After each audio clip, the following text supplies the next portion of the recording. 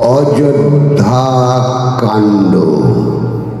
রামের সহিত সীতা ও লক্ষ্মণের বনে গমন।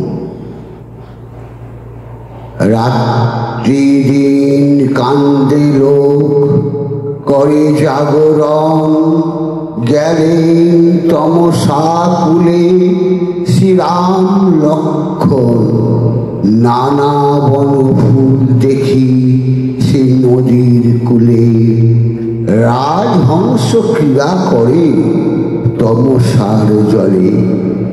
সুমন্ত্রের প্রতি আজ্ঞা করলেন রাম। তমসার কূলে আজি করিব বিশ্রাম। রথ অস্ত্র স্নান করাইল তার জলে। জল পান করাইয়া বান্ধেন তার কূলে। অস্তগিরি গত রবি বেলার বিরাম।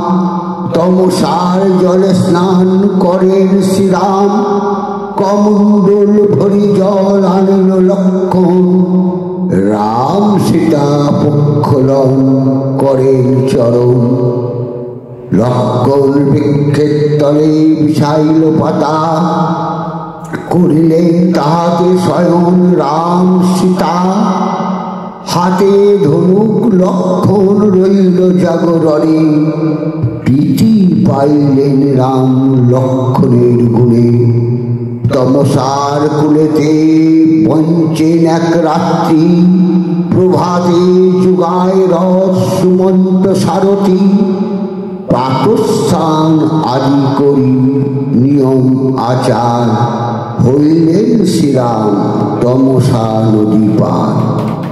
যেখানে যেখানে শ্রীরামের রথ রয়, তথায় লোক আসি লয় পরিচয়।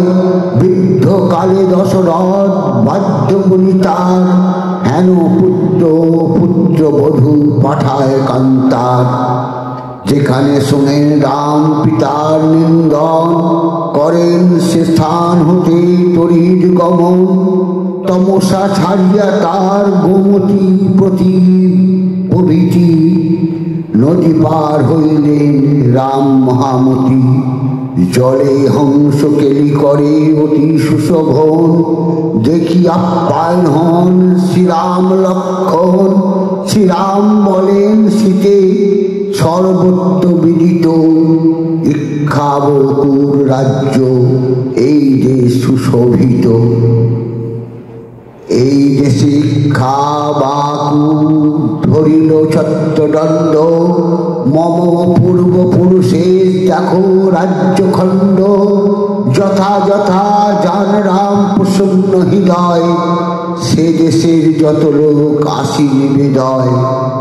তোমার বিহনে রাম রাজ্যের বিনাশ। কোন বিধি শিখিল তোমার বনবাস। সবাকারে রামচন্দ্র দিলেন মেলানি। ভালোবাসা আমারে তোমরা ভালো জানি। করিয়া রাজা নিন্দা সবে যায় ঘরে। পিতৃনিন্দা শুনি রাম গেলেন অন্তরে। পক্ষী হেন উড়ে রথ যায় নানা দেশ। কৌশলের রাজ্য রাম করেন প্রবেশ। শ্রীরাম বলেন শোনো জানকী সুন্দরী। মম মাতামহের আছিল এই পুরী। পুত্রবধ করিলেন প্রজার পালন। গঙ্গার তীরে গিয়াছেন ব্রাহ্মণ শাসন। গড়ের মধ্যে গঙ্গা সবে কৌতূহলে। সারি সারি যজ্ঞ কুণ্ড তার দুই কূলে। কদলী গুবাক নারিকেল আম্র আর। দুই তীরে রূপিয়াছে শোভিত অপার। দুই কূলে বিপ্রগণ করে বেদধ্বনি। দুই কূলে স্নান করে যত ঋষিমণি। সুমন্তের প্রতি তবে বলেন শ্রীরাম। গঙ্গার তীরে রইয়াছি করিব বিশ্রাম। সুমন্ত লক্ষণ দহে দিলা অনুমতি। রথ হইতে নামিলেন চারি মহামতি। রাম সীতা লক্ষণ বইছেন বৃক্ষমূলে, সুমন্ত চালায় অস্ত্র জাহ্নবীর কুলে। ভাস্কর পশ্চিমে যান বেলা অবশেষে, তখন গেলেন রাম সিংহবের দেশে। সিংহবের দেশ দেখি রাম হৃষ্টমতি, লাগিলেন বলিতেন শ্রী লক্ষণের প্রতি। গুহক চণ্ডাল হেতা আছে মম মিত্র, আমারে পাইলে হবে প্রফুল্ল চিত্ত।